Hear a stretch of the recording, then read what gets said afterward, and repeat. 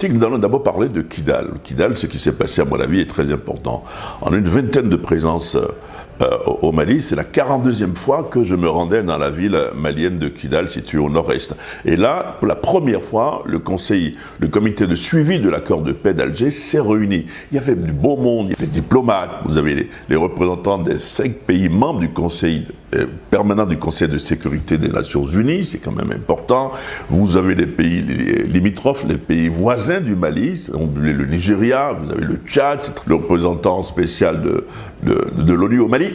Le sentiment que j'ai eu à Kidal, c'est que, de part et d'autre, les gens sont fatigués de la situation. Ça ne bouge pas, et peut-être que Kidal va permettre de voir un tournant de la crise dans cette partie du nord du Mali. Concrètement, qu'est-ce qui se dépasse? Pour la première fois, on a vu le drapeau national se hisser, non seulement au gouvernorat, c'est très important, mais également au camp militaire où il y a les FAMA, les forces armées maliennes reconstituées. Il y a eu une cérémonie de prise d'armes sur place et c'est quelque chose quand même de très important parce que ça n'avait pas été possible jusqu'à présent. C'est une symbolique très très forte de voir le nouveau gouvernement, M. Fodé Sissoko là-bas, dans ce gouvernorat. Ensuite, il y a eu des choses concrètes en matière de DDR, le processus de désarmement, démobilisation, réinsertion. Par exemple, actuellement, on a près de 500 ex-combattants qui sont en train d'être formés pour intégrer les forces armées maliennes et reconstituées. Très important également, les projets de développement qui ont été prévus et qui ont été envisagés. Par exemple, il y aura $1 million pour un barrage de retenue d'eau financé par la MINUSMA au Mali.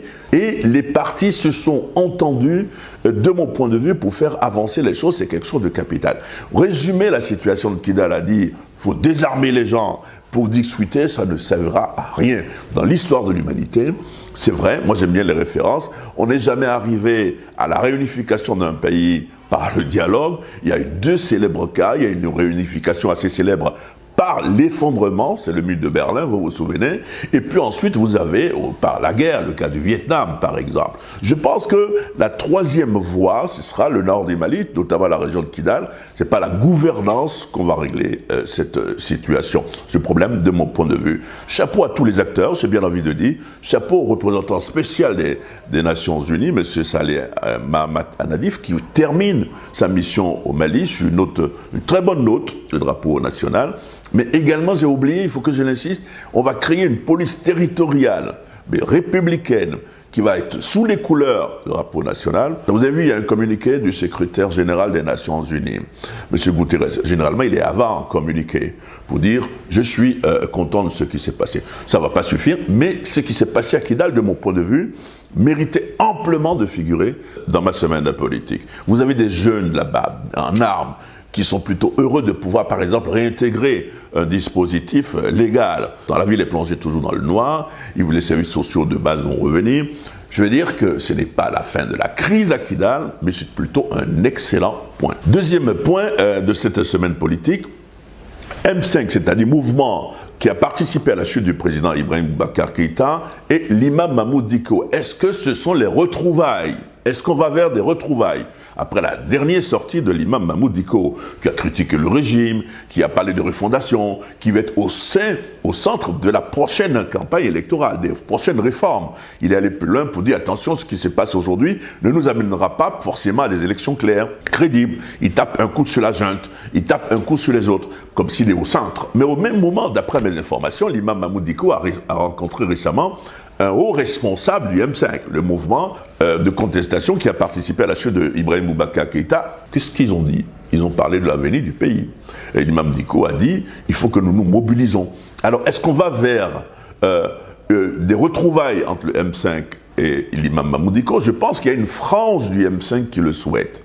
Et je pense qu'autour de l'imam Dicko lui-même, après avoir, pas divorcé, après avoir clairement montré de manière subtile que Kao Jim n'est plus son porte-parole, je crois qu'il veut reprendre un peu le chemin des discussions avec le M5 et organiser quelque chose avec ce mouvement. Certains ne sont pas d'accord au sein du M5, mais vous savez, en politique comme en amour, il y a 2 expressions qu'il ne faut jamais utiliser, le mot « toujours » et le mot « jamais ». Il faut faire très attention à cette union-là et faire très attention à ce qui se déroule au sein de cette nouvelle, peut-être coalition qui va voir le jour, parce qu'ils sont décidés à parler, ils sont décidés à faire changer les choses, ils sont décidés à convaincre la junte ou les militaires qui ne sont pas dans la bonne voie et qu'il faut associer tout le monde au processus qui devrait conduire à des élections démocratiques. J'aimerais terminer par un événement très important, la rencontre Premier ministre Mokhtar Awane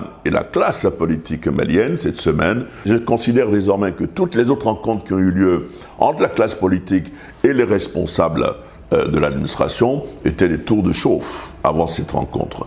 4 heures d'entretien, bâton rompu, librement. Les gens se sont exprimés. Dès le départ, Mokhtar Awane, dans son discours d'ouverture, a été clair. Nous sommes là pour parler de l'avenir du Mali. L'avenir du Mali ne peut pas se faire sans vous. Et ils ont parlé librement. Il y avait du beau monde. M. Tchema Hubert Coulibaly était sur place. Il y avait des représentants de l'ADEMA, des représentants du RPM. Qu'ont-ils dit ? À la fin, Tchema Hubert Coulibaly, l'ancien ministre, a expliqué par exemple à la presse que tout le monde était d'accord qu'il y ait des élections transparentes. Ça, c'était quelque chose d'important. Tout le monde était d'accord qu'il y ait un organe quasiment unique pour organiser les élections. Des élections transparentes, libres, et c'est quelque chose d'important. Mais surtout que ça soit inclusif, que tout le monde soit impliqué. Et il fallait le souligner maintenant que la classe politique et le Premier ministre, on a l'impression que désormais, il prend les choses en main sur ce point, ce qui a été apprécié par les uns et les autres. À la fin, j'ai entendu un homme politique lui dire, pour une première, Monsieur le Premier ministre, vous avez réussi. Donc c'est mettons s'entendre sur un SMIC entre la classe politique et les dirigeants pour organiser des élections. Vous ne pouvez pas, comme le dirait l'autre, coiffer quelqu'un sans sa présence. Ce n'est pas possible. Donc il faut inclure, il faut impliquer davantage la classe politique et jouer la carte de la transparence pour qu'on puisse aller aux élections.